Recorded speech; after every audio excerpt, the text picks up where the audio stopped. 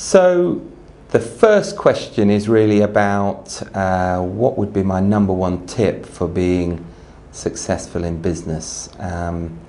I think if I had to choose one, although of course I guess there are quite a few, it would be around the whole issue of decision making, because I think over the years I've learned that it's much better to make a decision than not make one, and sometimes it's much better to make a wrong decision than not make one at all, because I think the best managers and the best leaders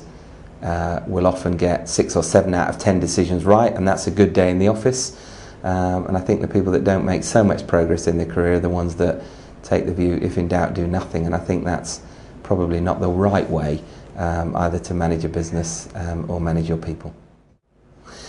So probably my most embarrassing moment, and being forced to think about it even brings a shiver down my spine today, was many years ago. I was returning from a client meeting with a colleague of mine, and we were discussing the events of the day and the meeting in particular, and I was being not at all complimentary actually about either my client's behaviour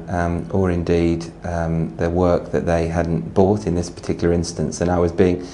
pretty effusive, shall we say, about what I thought of the client and how poorly I thought they'd behaved and what I thought of them, only to return to the office to be called in by my chief executive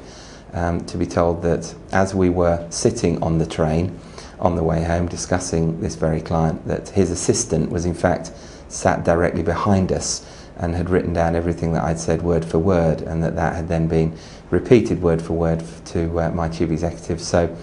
not only an embarrassing moment, but a potentially career limiting one, and certainly taught me a lesson about what to say and what not to say, particularly when you're on a train on the way back from a client meeting.